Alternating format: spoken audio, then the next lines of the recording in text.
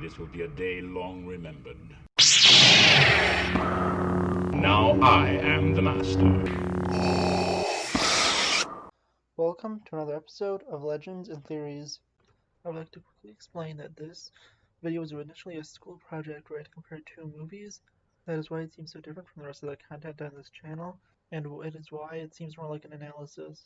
I would also like to apologize for any audio issues because at the time I said it was a good idea to put my voice over clips from the movies.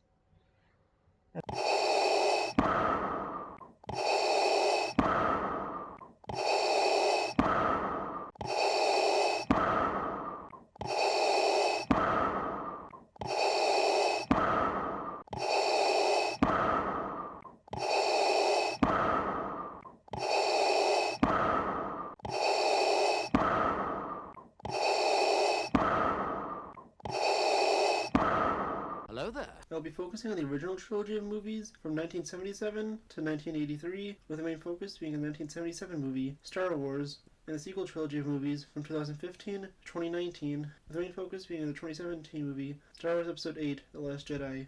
The Star Wars franchise has evolved technologically and the evil side of a good versus evil story. In all other aspects, it has been de-evolving. The good part of the good versus evil story, repetitive plots, negative reception by audiences, and weaker character archetypes are just a few examples of these. Star Wars is the first film in the Star Wars franchise that was directed by George Lucas. The plot is farm boy Luke Skywalker meets the droids C-3PO and R2-D2, who has vital Imperial plans to the superweapon, the Death Star. Luke sets out to bring the plans to Alderaan, and The Last Jedi is the 10th film in the franchise, directed by Rian Johnson. The plot is Rey travels to the world of Ahch-To to recruit Jedi Master Luke Skywalker and to learn the ways of the Force from him. Meanwhile, the First Order pursues the Resistance, causing Finn and Rose Tico to try to turn off the First Order's tracker so they can escape. Over 40 years have passed since the release of the original Star Wars, and the franchise has moved from the control of George Lucas and being produced by 20th Century Fox to being produced by Disney, with Kathleen Kennedy running Lucasfilms. The way Disney handled the franchise put Star Wars on a path that is still trying to recover.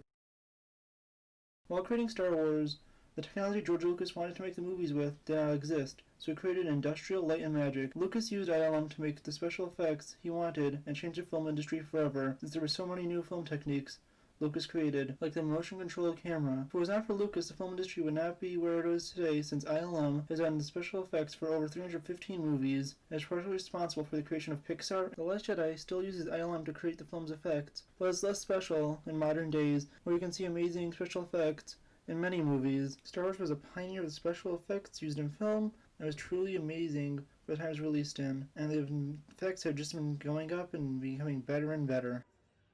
On the side of evil, the antagonist in the Star Wars trilogy was clear, and this can be shown with the main antagonist of Darth Vader. There are many examples of how Vader is pure evil, like when he kills Captain Antilles in Star Wars, or when Vader kills the Imperials who failed him in The Empire Strikes Back. When Luke says Vader can be redeemed, the audience does not believe it because of the evil acts Vader has committed with no remorse. In the sequel trilogy, the antagonists don't seem as evil and are more relatable, like the main villain, Kylo Ren, who is shown to be more emotionally conflicted, which is pointed out in this scene.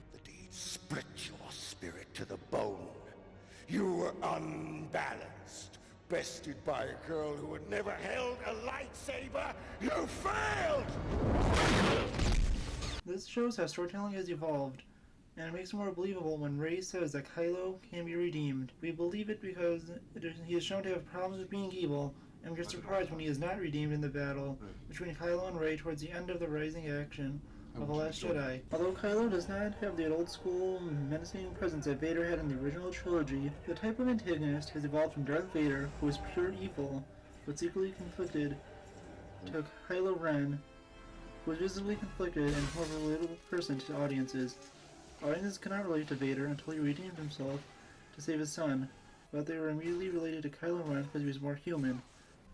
Now it's time to start with the side of good. Luke Skywalker is the clear main protagonist of the original trilogy. Luke Skywalker is a more conflicted protagonist who struggles to stay on the light side. Luke parallels his father. When he was a Jedi, Luke did many risky things against the wishes of his mentors Obi-Wan Kenobi and Yoda, like in the moment where Luke went to save his friends on Cloud City, when he nearly kills his father in anger. Luke is shown to be a flawed and not perfect. In Luke's 3 fights with Force users in the original trilogy, he fails 2 of them. He fails to beat Vader in their first fight, and stood no chance against Emperor Palpatine. Luke was only able to barely beat Vader in their second fight and had to use the dark side to do it. Rey Skywalker Palpatine is the main protagonist of the sequel trilogy. She is similar to Luke in the fact that she has a dark side heritage and struggles to stay within the light. You can see this where she goes straight to the dark in her meditation and when she shoots force lightning. There's one problem that many fans have with Rey, and that is she always wins. She was able to beat Kylo Ren with her first time using a lightsaber, she defeats Snoke's guards easily, she defeats Kylo Ren again in their second fight, and her grandfather Emperor Palpatine after temporarily being taken out of the fight. The explanation of her power is shown in an excerpt from the Last Jedi novel. Kylo had retreated, finding Rey in his head, had practically fled from her. It had been the end of this strange, sudden connection. She had seen far more. Somehow, almost instantly, she knew and accessed some of the powers at his command, even though she did not understand them. It was as if his training had become hers, unlocking and flipping open doors in her mind. This was not well accepted by the fans, and only made them more furious that Rey stole her abilities. What makes a hero worthy is for them to fail and learn from it and not to succeed in every instance. These facts ultimately lead into the success of the use of character development. Even though Luke is flawed and has made mistakes, this does not hurt his character development and makes it better. It actually made Luke deserve and earn the goals he completed, but since Rey only succeeded in her missions, did not fail at all, it did not feel like she earned and deserved the goals that she accomplished. Star Wars was able to use the social cultural environment appropriately. George Lucas used Nazi Germany as an inspiration for the Empire. Richard Nixon was inspiration for Emperor Palpatine, and the fight between the Rebellion and the Empire was inspired by the Vietnam War. They were all still popular topics, with Russia seeming like the Nazis. Nixon's impeachment was only a few years ago. Same with the Vietnam War. The Last Jedi tried so hard to be politically correct it caused major backlash that hurt the film. Fans did not like how Rian Johnson made all the female characters strong, smart, and always right. All the male characters looked dumb and they were wrong until they accepted the female's point of view.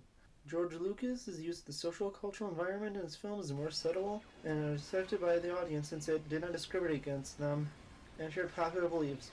Rian Johnson tried to make a political statement instead of focusing on storytelling, which caused a major backlash and split the Star Wars fandom in half.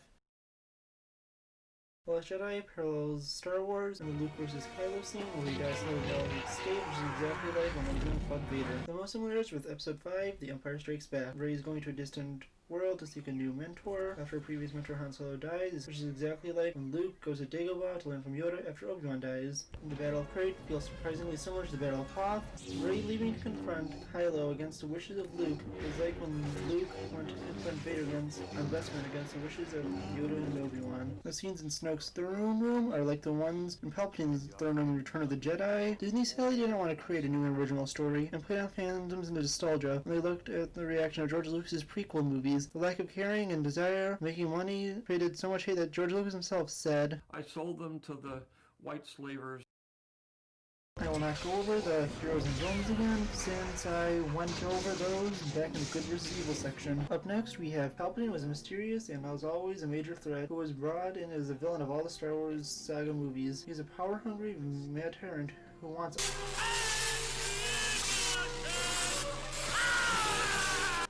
Snoke was a menacing threat, but then he was killed off by Johnson, who made Kylo the main antagonist. But since Kylo Ren was no longer a serious threat, J.J. Abrams brought Palpatine back in The Rise of Skywalker to have a menacing main antagonist. Obi-Wan is an amazing mentor who is a mature leader that leads by example. Old Luke is not because he is so flawed. He is shown as someone you should not look up to. He also has a more direct mistake in creating Kylo Ren by trying to kill him than Obi-Wan did, since he was not fully ready to train Anakin, who was manipulated by Palpatine into becoming Darth Vader.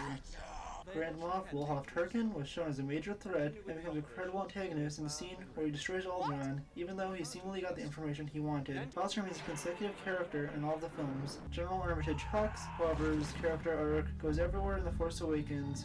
He's a threatening menace. In The Rise of Skywalker, he's a spy because he hates Kylo Ren. His decision was made because in The Last Jedi, he is turned into a joke by Rian Johnson in scenes like this. Supremely.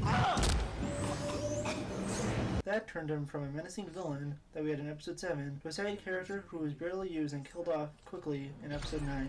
R2-D2 is just there doing small things to help the plot move along, and the same thing that goes with BB-8. The only thing that Last Jedi does wrong with these characters is it, like the rest of the sequel trilogy, underuses R2-D2. Finally, Chewbacca, C-3PO, and Lando Calrissian have all remained the same in both trilogies. Disney is starting to realize their mistakes. They now know that they need to focus more on story and not only in making money. Disney has began to correct their mistakes by releasing The Mandalorian. The show became the most in-demand show in the world. Disney released the 7th and final season of Star Wars The Clone Wars fans have asked for since Disney canceled the show after they purchased Lucasfilms in 2012.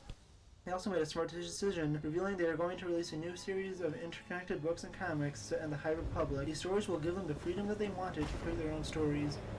Although the Star Wars franchise has been going down in quality, we now have our new hope of a greater Star Wars franchise in the years to come. No matter what, the Star Wars franchise is still a cash cow, since the real trick of Star Wars' financial success is not what it makes from the box office. It comes from the merchandising! Thank you for watching this episode of Legends and Theories, and may the Force be with you.